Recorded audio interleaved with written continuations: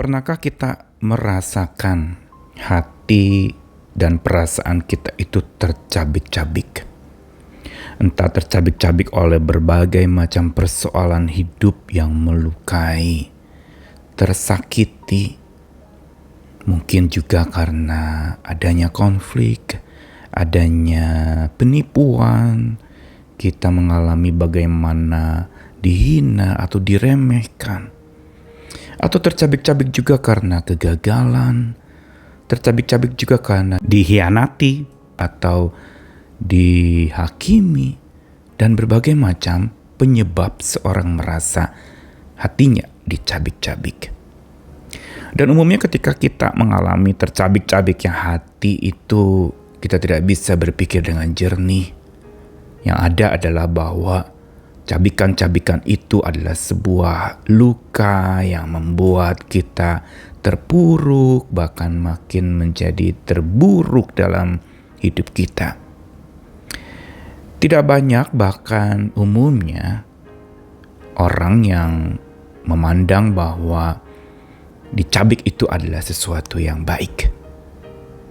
Namun bila kita mempunyai mata iman dan juga punya hati iman, di mana kita mengalami dicabik-cabik itu, maka dengan mata iman kita akan melihat justru berbeda. Cabikan-cabikan yang melukai, yang menyakiti itu adalah sesuatu yang sebenarnya pada dasarnya baik, dan ada tujuan baik itu diberikan. Tujuannya apa? Tentu saat kita dicabik-cabik, kita tidak bisa melihat satu tujuan atau sisi baik dari dicabik itu. Tetapi sebenarnya kalau dengan sekali lagi mata iman dan jiwa keimanan kita yang memandang, maka kita akan melihat bahwa setiap cabikan-cabikan yang menimpa hidup kita dan melukai hati kita adalah undangan agar kita berbalik kepada Tuhan. Dicabik-cabik agar berbalik. Saya Nikolas Kurniawan menemani lagi dalam Sabda Tuhan. Hari ini dari Hosea pasal ke-5 ayat 15, lalu dilanjutkan pasal 6 ayat 1. Dua ayat yang bersambungan. Saya bacakan dari Alkitab versi ILT atau Indonesian Literal Translation. Hosea 5 ayat 15, "Aku akan pergi berbalik ke tempatku," kata Tuhan, "sampai mereka mengakui kesalahan mereka dan mencari wajahku. Dalam kesukaran mereka akan mencari aku dengan tekun." Lalu pasal 6 ayat 1, "Marilah biarlah kita berbalik kepada Yahweh, sebab dia telah mencabik tetapi dia akan menyembuhkan kita. Dia telah menghantam tetapi dia akan membebat kita." Menarik sekali, kitab Hosea adalah kitab yang penuh dengan duka, di mana Hosea seorang nabi yang Tuhan panggil secara khusus menghadapi masa yang sulit dari umat pilihan Tuhan.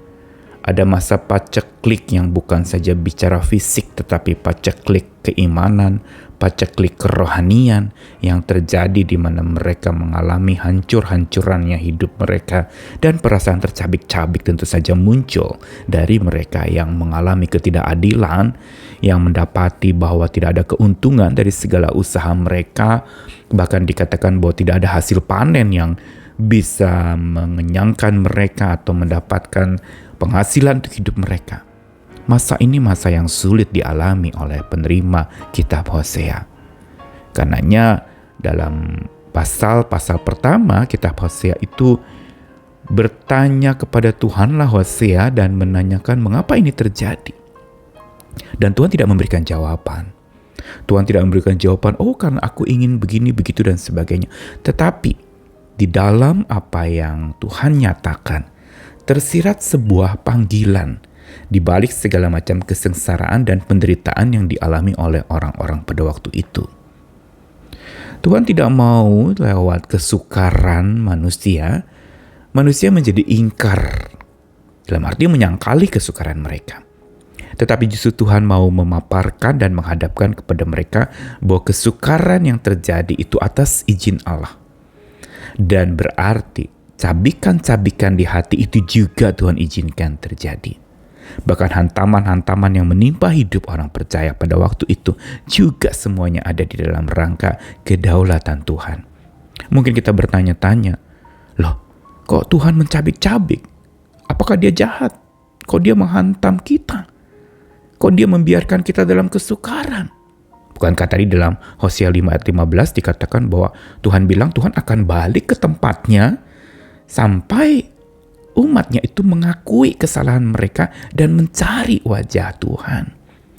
Berarti yang Tuhan nantikan adalah pertobatan di balik beban berat yang terjadi. Yang Tuhan nantikan adalah sebuah hati yang berbalik kepada Tuhan, yang bersandar lagi kepada Tuhan, yang mencari Tuhan lagi dengan tekun. Ini yang membuat pandangan iman dari orang-orang percaya pada masa hidup Hosea ditumbuhkan, didewasakan.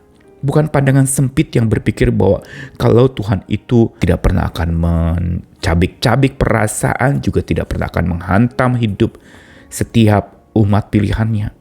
Ternyata sebaliknya Tuhan justru bertindak dengan tegas. Sampai Tuhan akhirnya sudah bertindak dengan tegas, mencabik-cabik lalu menghantam, dan dia kembali lagi ke tempatnya seolah tidak peduli. Sampai ada catatan di sana. Sampai Tuhan bilang, orang-orang itu yang tercabik dan yang terhantam itu mengakui kesalahan mereka dan mencari wajah Tuhan. Dalam kedaulatannya, Tuhan memang mengizinkan dan membiarkan seseorang dalam kesukaran agar mereka mencari Tuhan dengan tekun. Dan kalau seorang sudah mencari Tuhan dengan tekun, berbalik kepada Tuhan, maka disitulah kesukaran tidak lagi membebani mereka. Karena Tuhan sudah membebat, Tuhan sudah membalut luka-luka mereka. Kalau mereka cari Tuhan dengan tekun, kalau mereka mengakui kesalahan dan mencari wajah Tuhan, maka sesungguhnya segala cabikan yang dialami itu justru malah harus disyukuri. Karena ketika Tuhan yang mencabik, dia juga bertanggung jawab untuk menyembuhkan. Ketika dia menghantam, dia juga bertanggung jawab untuk membebat hidup kita. Inilah Allah kita. Allah yang tidak sembarangan mencabik dan juga tidak sembarangan menghantam. Selalu ada tujuan baik di balik segala macam hal yang tercabik di dalam hidup seorang percaya itu. Karenanya renungan kita hari ini mau bawa kita kepada sebuah pemahaman yang baru saat hati kita dan bergumul dengan segala macam cabikan-cabikan. Kita terlukai, mungkin perasaan kita teraduk-aduk. Kita juga mungkin merasa dihantam habis-habisan, dikecam dan terancam hidup kita. Tetapi lihat, Tuhan tidak tinggal diam. Saat dia mencabik, dia akan sembuhkan. Saat dia menghantam, dia akan membebat kita. Pesan sabda Tuhan hari ini jelas sekali.